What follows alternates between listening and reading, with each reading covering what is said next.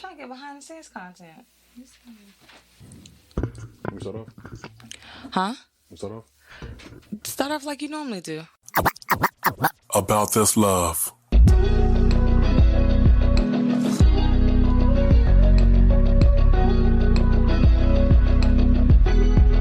About this love. You are tuned into About This Love podcast with myself, Dale, and my beautiful wife, Charel. Say what's up to the peoples. What's up, peoples? I know we've been missing in action for a while. A lot has actually transpired in our lives. We told you guys on a few podcasts back that our basement had flooded. Unfortunately, well, not unfortunately, but fortunately, you know, our basement is basically the size of a one-bedroom apartment. Is exactly what our basement is. So it takes time. We had to uproot. Hold on, stuff. Dale. A one-bedroom apartment where, like in New York or in Texas, that it makes a difference. It's the same size as your one-bedroom apartment we used to live before we got married. You're right. So basically, we had to take all our stuff out of our studio, get it uprooted, allow the tile work to be done, and that takes time and weeks, and then we had to move it all back, and we ended up getting. So that just say all that to say it took some time for us to kind of get back acclimated to our regular usage of our basement. Yeah, we do a lot of living in our basement, actually, like as a family. With that being said, like let's get into our topic. Our basement being in disarray actually led us into a discussion about the everyday life of things. And I know, like on this podcast, we talk about everyday life and in marriage and in different relationships. We've been finding it harder to, or not harder. Would you say harder or like more challenging to, I guess, be a married couple? Yeah, that's one of the questions that I actually posed on our Facebook page. Yeah, definitely go check out our Facebook page, About This Love 211. A few weeks ago, I posted a question: what kind of separates two spouses in marriage? When I asked the question, I also gave my answer, which was just everyday life of things, just working, taking care of the kids. It just takes time away from you and your spouse. So over time, if you continue on that path for like 6 months to a year, 2, 3 years, 4, 5 years, after a while, y'all go in separate destinations. It's something that occurs naturally. You don't have to do anything. You don't have to take a tutorial, read a tutorial, watch a video. It just happens naturally.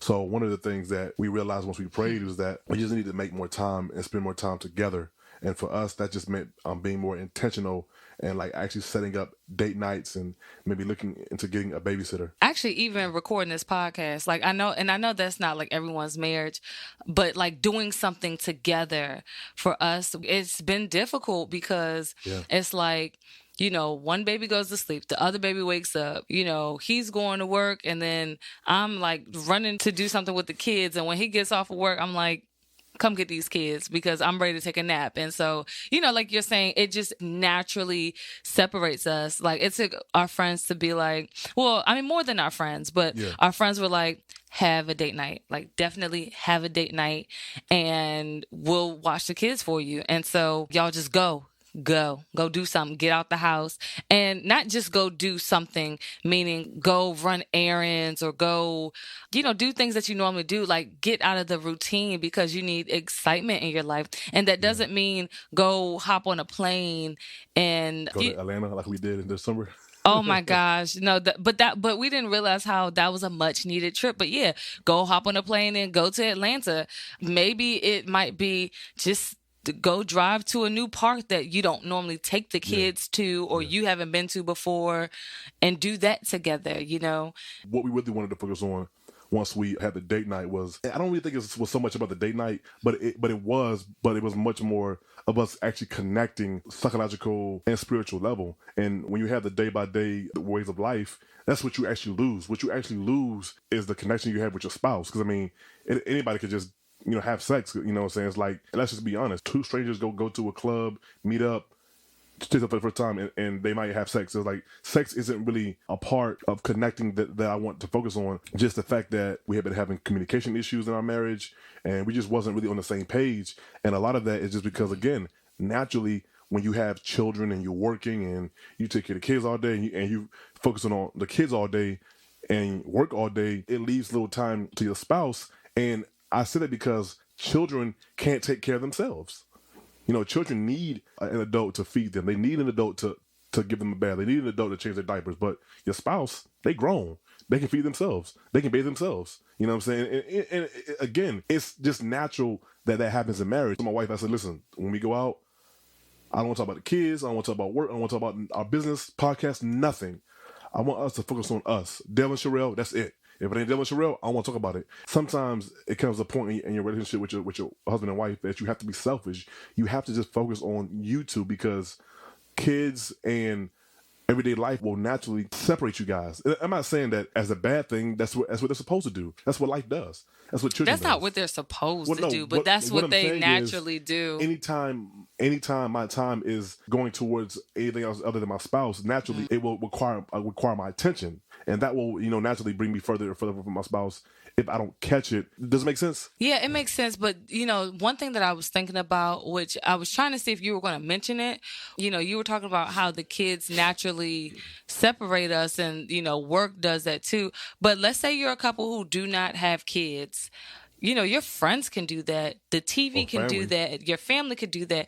And really, because it's just easy to, your spouse walk in and you're on the phone and you're like, well, I'll finish up this phone conversation. Like, that person has to, go shower, go eat, go do this and that, debrief from the day. But then it's like, you should just go ahead and get off the phone so you can greet them. Every once in a while it's cool, but then it's just like, if you don't catch it, it could be just that subtle where you could be on the phone, mom call 8, 9 o'clock at night. And it's like, well, you about to go to sleep anyways. I'm just going to talk to mom. But that could have been a moment for y'all to just lay in bed together. It don't even have to like lead to sex, but it's just like, that's that intimacy part where it's like you may be missing, where you start to miss one another, because then maybe it did lead to sex, or maybe it did lead to a great conversation that was weighing on your spouse's heart if you were sitting there available to them. I was going to say, like, there have been times where a married friend of mine would keep me accountable. She'll call me really quick and say, hey, it's close to the time where your husband's getting home. You should, say what you got to say, or call me later, or I'll hit you up tomorrow. Yeah. And at first I'm just kind of like, because I've gotten used to maybe just talking to this friend or whatever. And I mean, she's also married. So, you don't think, oh, she's trying to pull me away, because, it's not always... It may not always be so dramatic as, oh, well, your friends are going to tell you to cheat, or your friends are going to tell you to, lead you astray to doing this or that, or looking at other men, or looking at other women. It could be as simple as they're taking up your time. But if you have a friend that holds you accountable, and they would say something as though like, hey, I know that your husband or your wife get home at a certain time. You should probably wrap this up, because I don't want to take too much time. Like, I know when my married friends call me, I'm just kind of like, hey, Dale's home. What's up? And I hate to be so abrupt, but I'm just like, this is life here. This is who I got to be accountable to, or accountable for. This is my time. I want to spend as much time as possible, with my spouse. Like, I'll give you guys just a quick rundown. On an average day for me, I'm probably gone from the house. I'm probably about 12 hours a day, because I work a 10-hour shift. I drive an hour to work. I drive an hour from work. So that's just 12 hours right there. Yeah. Not even counting when I get home. I usually prepare my meal, my snacks and stuff for the next day for work. Then I take a shower. That's another hour right there. So that's 13 hours already gone in a 24-hour day. Yeah. Then I got to spend time with my kids. He takes a nap. That's about 2-3 hours right there. 13, 14, 15, 16 hours gone already. Then I gotta, put the kid. Then I usually put the kids to bed, and sometimes she'll put in the bed. Then I'll, again, she'll probably get up, take a shower, we'll talk, then I sleep. Not even a whole. So talk is not even all. The talk sometimes is just like, work was good. Yeah, you about to go to sleep. Yeah. Doing that like 2-3 years straight, it's not hard to see, how spouses could be way over there and your other spouse way over there. It's like it just happens naturally. That's why, like, one of the things that when I got married, one of my married friends had told me this. What I'm about to tell you is going to sound very taboo. He said, "But you have to do this." He was like, he had been married for 12 years. Him and his wife. At the time they had 3 children. Now they have 4. He said, as you guys remain married, you're gonna have to schedule times to spend time with your spouse, like go on dates, even have sex. I was like, what? He was like, man, once you start having multiple children, you'll see what I mean. And now that we have multiple children, like, you actually have to we have it in our Google Calendar to spend time with each other. It's like, that sounds so taboo, but it's like, if you don't do that, we wouldn't do it. And it's really hard to grasp that, especially if you're somebody that's single and you have all the time in the world to yourself. I'd be like, what are you talking about? But it's like, yeah, you don't have children to care for. You know, you add one kid, then two, then three. Yeah, there's actually a meme. Then you got a job where you go over 10 hours a day. It's like, there you go right there. Over half the day is already gone. It's 24 hours in a day. It's only a few hours in a day. A few hours. No, I'm saying a few hours in a day that we actually get to connect. I think, this episode is just a reminder. It's something I was saying like off air. I was saying that we would like to say social media, but I feel like the world has romanticized the everyday life. Like they romanticize having children and, that it's always fun and it's always this, or, the birthing process or the family is always supportive. You know what I'm saying? Like, and same with marriage, same with like when we get a new job, like it's always a happy-go-lucky thing. And if not, it's supposed to work out in the end. But when you are living this thing out, it's like, okay, this year 1 and it didn't go what I expected. Year 2, year 3, and it's not going how I expected. Yeah. And it's like, well, wait a minute. What is happening here? Like, this is not how I pictured it. And I think that's when people get like deterred from. They get discouraged. Yeah. Just give up. Yeah. And it's a struggle. Like marriage is already a struggle, but I feel like it's more of an internal struggle because you have to fall in love with the mundane. You have to fall in love with your reality of what that's going to look like. And you have to have hope for the future. Like if you feel like your spouse isn't X, Y, and Z or isn't doing this or doing that. Not that you don't love them where they are, but I feel like also you have to have hope that they will grow in those areas the same way that you've grown in certain areas. And I think that, you have to do both. It's that balancing act of like, I am content. I really enjoy, doing life with you. But then also, too, like, I can't wait to see what our future would look like, together. Yeah, and I mentioned this on one of our previous podcasts. And one of the things that you quickly learn about being married, I think women pick up on it faster than men do, but men know it. And is that men are just naturally selfish. And so I think that getting married and having responsibilities and tending to children for men is actually a big hurdle because naturally the tendency of a man is really to have an I don't care attitude. As women tend to, I don't want to say care too much, but they tend to care probably more about things that they probably shouldn't care about. Or more. Do you think that we just jump right into it? What, marriage? No, not marriage. Just like when we are in marriage or having kids, it's almost like, do we jump right into from your perspective, do you feel like me as your wife kind of jumped right into all right, let me just do what I got to do versus like you had to warm up a little bit too. Yeah. Okay. Because I actually had to tell my wife a couple of years ago, I was like, if you tell me to do something, I'm going to get to it. I'll do it. But I think that sometimes just the natural tendency of a woman is just that, well, I'm just going to go ahead and do it.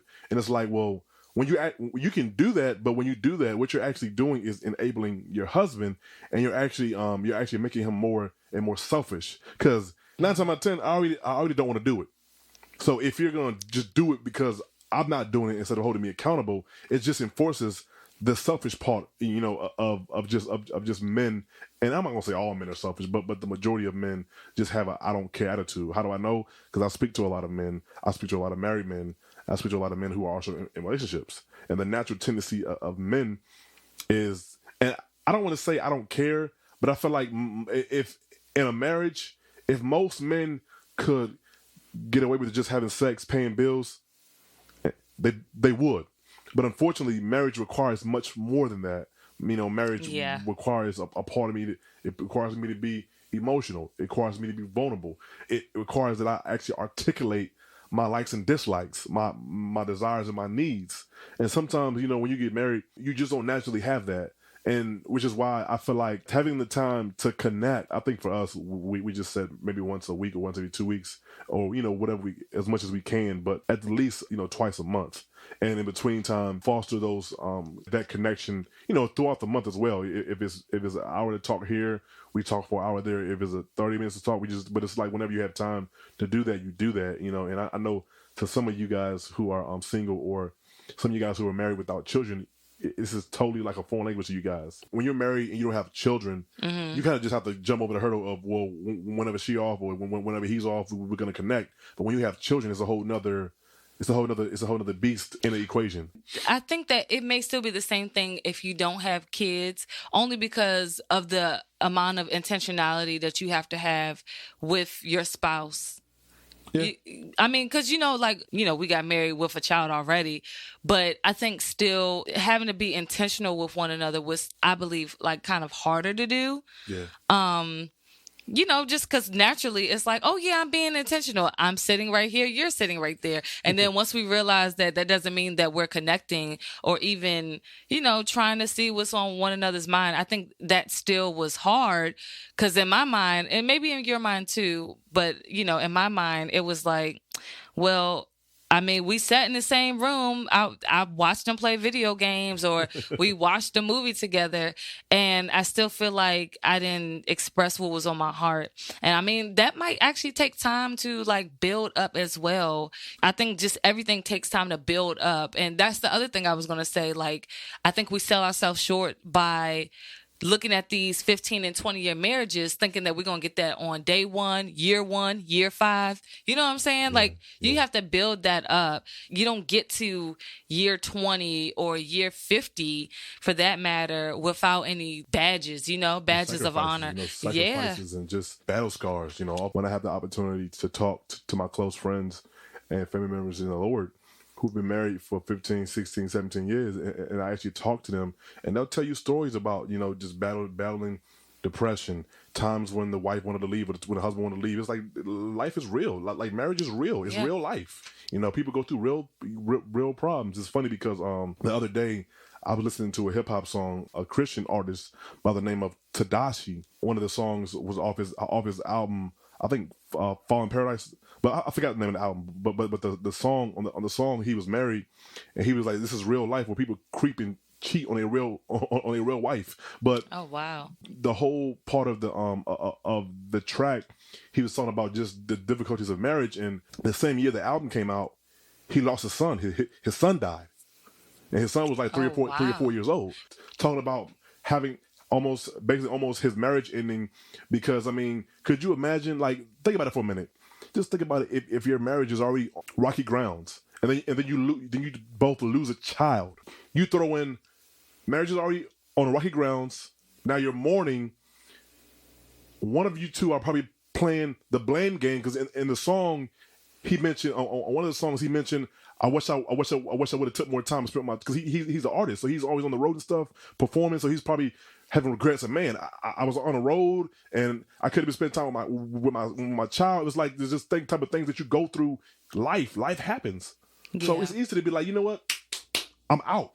And so I say all that to say that when you look at people who've been married for such a long time, talk to them, engage with them in conversations, and actually see like the difficulties that they've had to go through in their marriage and how the Lord brought them through.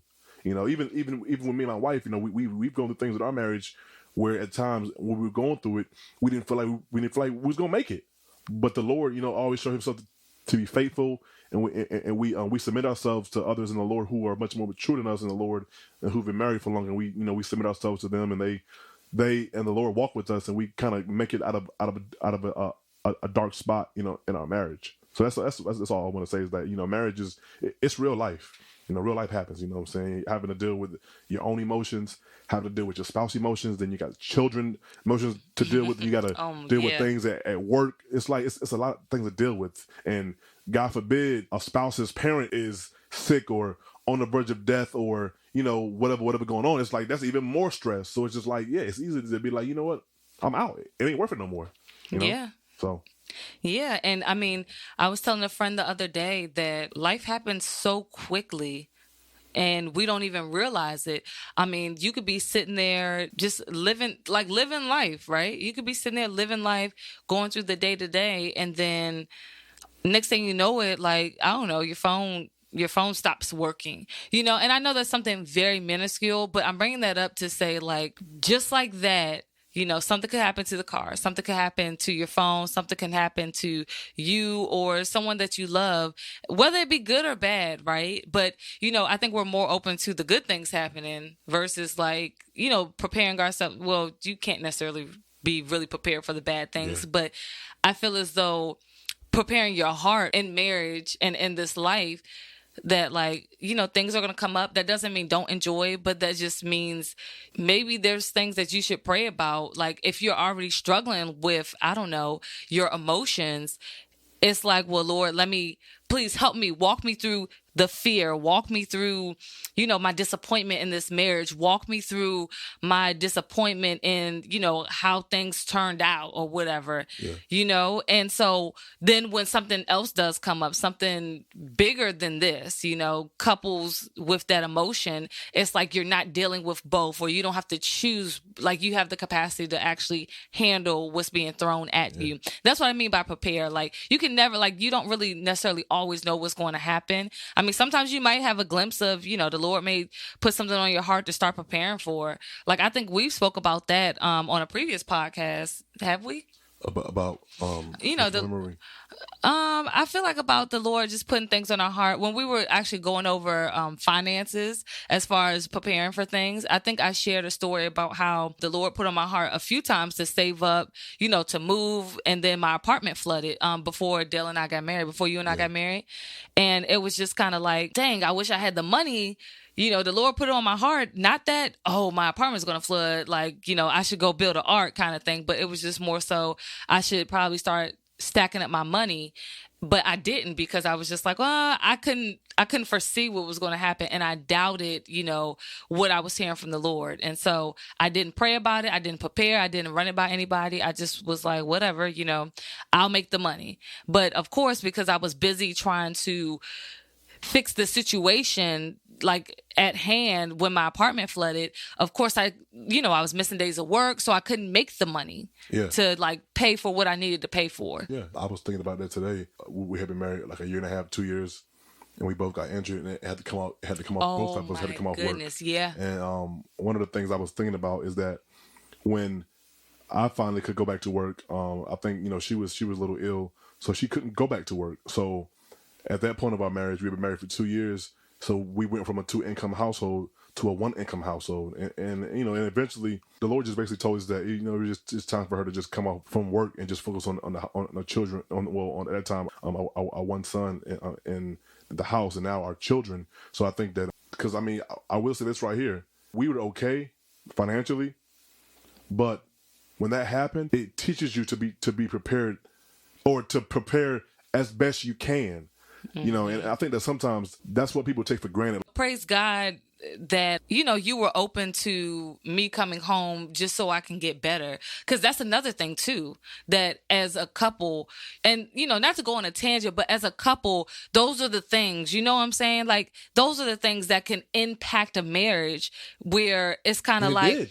oh, I mean, it did. Like, what if you had to get a second job? Like, then that our time together would just would be diminished. It would be non-existent. But I brought this up just to say that the Lord allowed that to happen, because, to be honest, I won't say we were being like crazy with our money. We wasn't being as disciplined as we could have been with our money, as we should have been. And, you know, I feel like out of God's love for us, He allows things to happen to us so that the next time we are in situations like that, or when we come out of a situation like that, we prepare. Kind of like with Joseph in Egypt, and was it 7 years famine? Yes, 7 years famine. But the Lord gave Joseph, was it he? I don't forget. He either gave Pharaoh or Joseph the dream to prepare. And my whole point in that is, what if Joseph didn't? What if the king and Joseph's collaboration, and they didn't? What if they didn't prepare? A whole nation probably would have been annihilated. Yeah, but also too, and people who came from other nations as well. Yeah. And he probably wouldn't have gotten reconnected with his brothers, because that's why the famine was the reason why they came. Yep. Yeah. So, I mean, you just never know. Like, you just never know how that may play into your future, how many years you may be trying to work to get, you know, yourself out of the hole, like, as a couple. And, you know, I was kind of chuckling earlier to myself when you said, be prepared. I was thinking about You know, the Lion King. Be prepared. Yes. That's what popped up in my head. And I was like, no. And then you went a different direction. You brought up the Bible. I mean, which is good because, you know. He was a king. I mean, so he was a king though, right? No. It was Scar who came up with that. But I was sitting there like, I was just like, what he going to say? And then you said Joseph. And I was like, oh, you know, I just, but I do love that story in the Bible. And I oftentimes reflect on it because I'm just sitting there thinking like, yeah, you know, where would they have been? Where would Joseph have been if he wasn't obedient to the Lord? You know what I'm saying? He'd been dead. Yeah, he would have been dead. Like throughout his whole the trials, you know, in the beginning of his life that he's experienced. Like he was a teenager, right? Yeah. When he, you know, was imprisoned, but then it turned out. You know, it turned out for his good because the Lord was really just setting him up. So it's almost like you never know why you're going through like a hard time. You never know why you are experiencing what you're experiencing or seeing what you're seeing. But, you know, when you have that doubt, you know that you're, you know, connecting with the Lord and you are also taking time, tapping into like reading the Bible and praying and things like that. And I'll say this, I feel like somebody need to hear this. I feel like somebody passed it. I feel like somebody need to hear this. This is a word for you. But no, I feel like oftentimes, like one of the things that I realized when talking to different people is that one of the things that COVID did for a lot of people is it actually forced them to switch careers. And I was thinking about like just like when me and my wife met, I was 25, 26. But I actually changed careers. But luckily it was just me. I mean, I was at the time we were friends, but we weren't dating yet. But I switched careers. But could you imagine having to switch careers when you're like 38, 39 years old? Like, it's difficult. So I'm saying that to say that for a lot of people out there, like, because even with my wife, we were having a conversation about school, and one of the schools that she's looking at, like, told her over the phone, like, if the kids get COVID, we shutting it down. So it's like, dang, like you basically gotta be sending able your kids to to school for them to end up might be back doing it virtually. So it's like, my whole point is that if you're somebody whose job or livelihood was affected by COVID, you might want to look into a different career path, even if it's just for backup. You know, I know like a lot of community colleges have like little trade options or trade schools for like a couple $1,000. Like, that's something you might want to look into. I mean, shoot, you might want to look at driving trucks, getting an 18-wheeler. I'm serious. Like, getting the CDL. But just so it's like, because if COVID happens again, well, not happening because it's still here, but if the other strand becomes more deadlier than the first one was, what are you going to do? Let's shut everything down. What are you going to do? You know, it's funny you say that because on that note, I did want to say it's exposed the demand for trades, actually. Yeah. Everyone wanted like a white collar job, but it's like they let you go like a hotcake. But, you know, there's not enough people doing HVACs. There's not enough people cutting lawns. There's not enough people, carpenters. Yeah. And those are good paying jobs, you know? I know in my career field, we worked the whole time during COVID. I mean, people got sick. They may have shut a job down for 2 weeks, but afterwards came right back. And even during the 2 weeks, you still got paid. So you're absolutely right. You know, a lot of trades are in demand now. Like, well, I enjoyed my conversation with you today. Yeah, I did too. Thank you guys for tuning in. I did want to say that if you guys are listening to this on YouTube, please like the video, because if you don't like it, YouTube would actually take it out of the whatever their circulation is for the YouTube algorithm. So please like the video. Like liking the video, share, that comment. You can support us, you know, and help our videos stay in the YouTube demands or whatever. YouTube demands. Yeah, I was watching the video and they were just saying how if your videos don't have likes, YouTube basically will make it like invisible. So to keep it popping on the algorithm. Okay, that makes sense. Yeah, so definitely continue to, you know, engage with us on social media, share our content. We've seen that a lot of people have been sharing our stuff on Facebook. Again, it's facebook.com/aboutthislove211, or you could just type in About This Love. We'll pop up. Or you can go to the description, because it'll probably be in the description. Oh, yeah. It's in the description of the video. All right. Well, until next time, thanks for tuning in. Peace. About This Love.